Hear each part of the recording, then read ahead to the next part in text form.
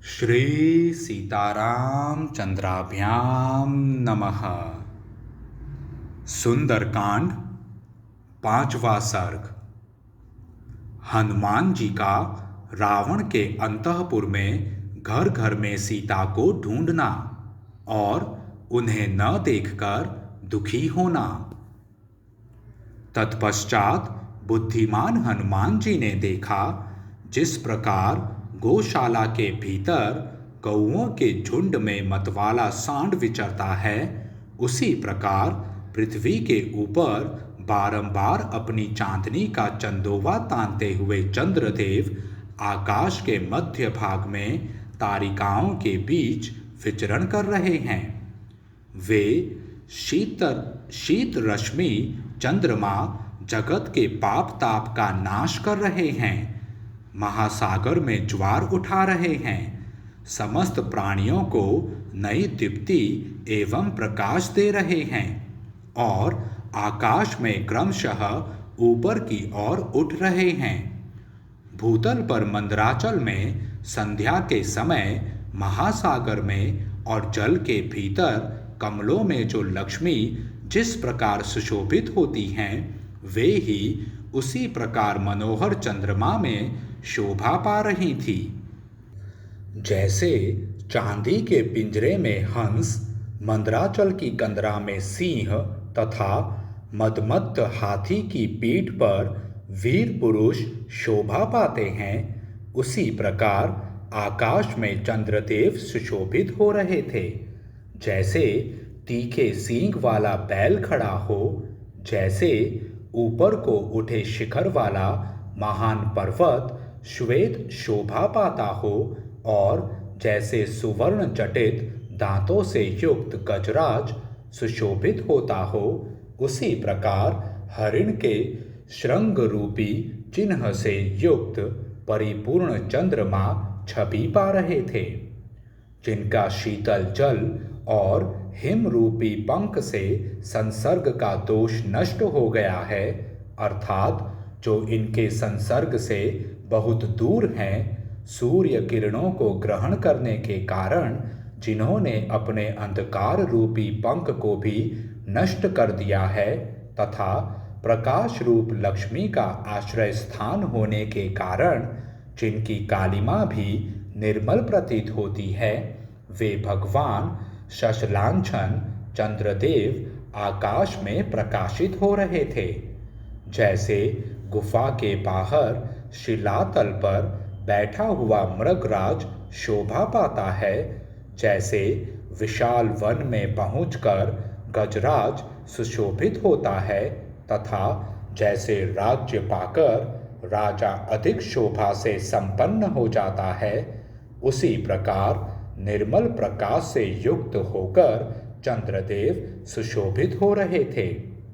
प्रकाश युक्त चंद्रमा के उदय से जिसका अंधकार रूपी दोष दूर हो गया है, जिसमें राक्षसों के जीव हिंसा और मांस भक्षण रूपी दोष बढ़ गए हैं तथा रमणियों के रमण विषयक चित्त दोष निवृत्त हो गए हैं, वह पूजनीय प्रदोष काल स्वर्ग सदृश सुख का प्रकाश करने लगा। वीणा के श्रवण सुखद शब्द झंकृत हो रहे थे। सदाचारिणी स्त्रियां पतियों के साथ सो रही थी तथा अत्यंत अद्भुत और भयंकर शील स्वभाव वाले निशाचर निशित काल में विहार कर रहे थे।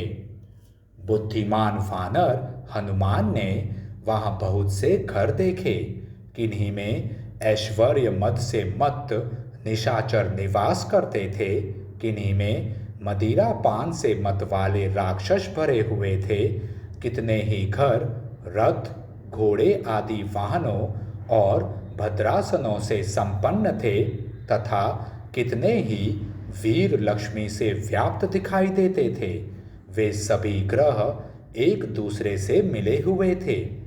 राक्षस लोग आपस में एक दूसरे पर अधिक आक्षेप करते थे, अपनी मोटी मोटी भुजाओं को भी हिलाते और चलाते थे, मत वालों की सी बहकी बहकी बातें करते थे और मदिरा से उन्मत्त होकर परस्पर कटु वचन बोलते थे।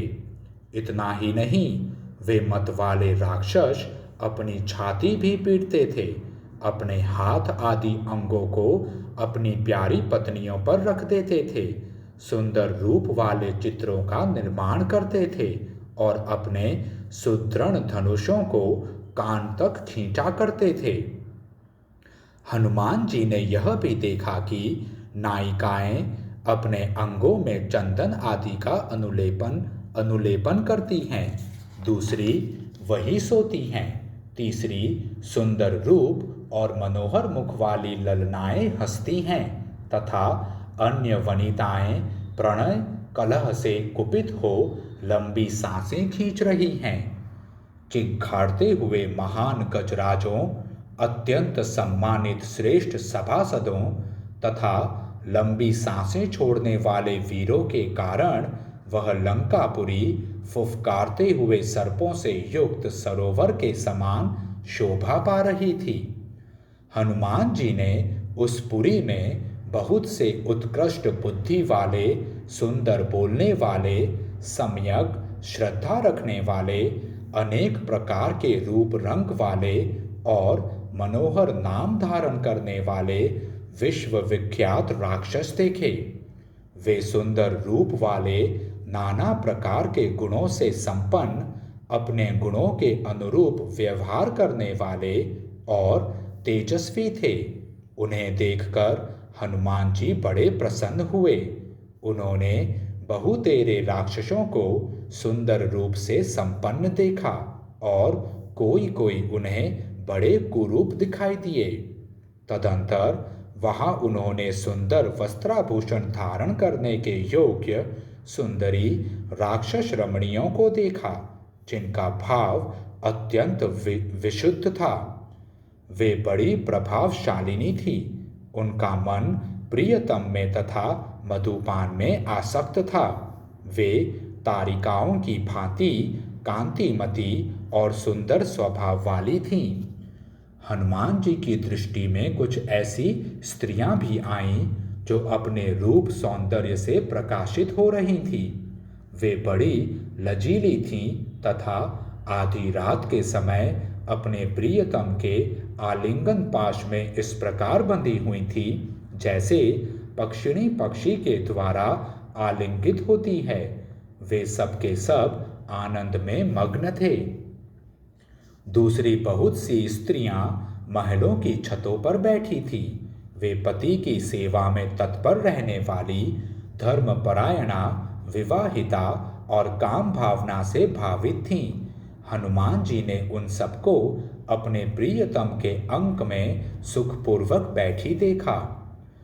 कितनी ही कामिनियां सुवर्ण रेखा के समान कांतिमती दिखाई देती थी। उन्होंने अपनी ओढ़नी उतार दी थी।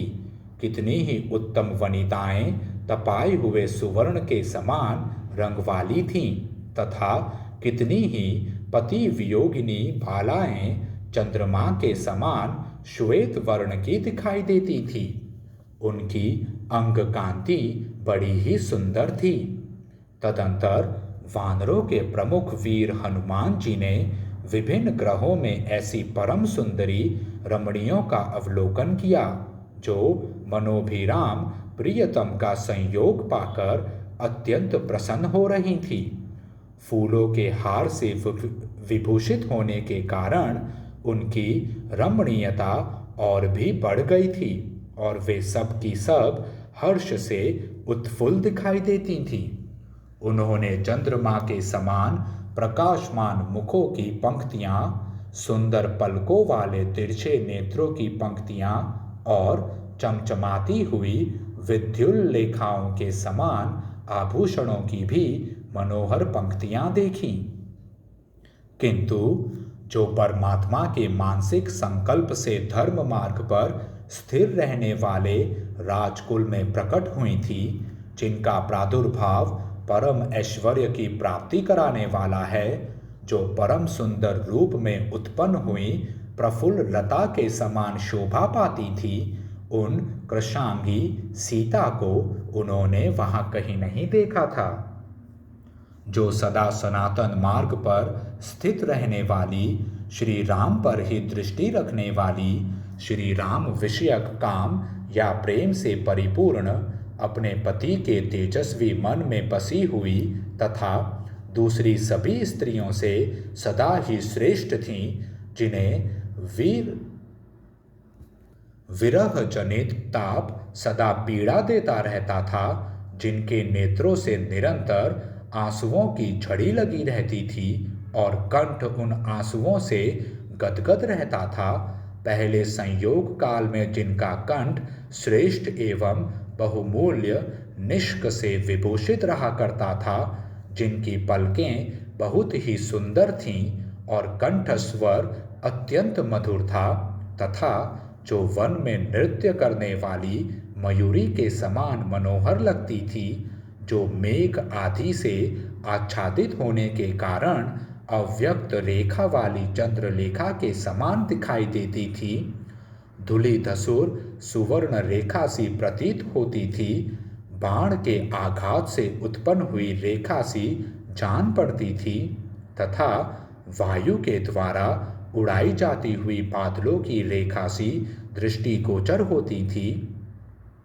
वक्ताओं में श्रेष्ठ नरेश्वर श्री रामचंद्र जी की पत्नी उन सीता जी को बहुत देर तक ढूंढने पर भी जब हनुमान जी न देख सके, तब वे तत्क्षण अत्यंत दुखी और शिथिल हो गए। इस प्रकार श्री वाल्मीकि निर्मित आर्ष रामायण आदि काव्य के सुंदर कांड में 5वां सर्ग पूरा हुआ। जय श्री राम।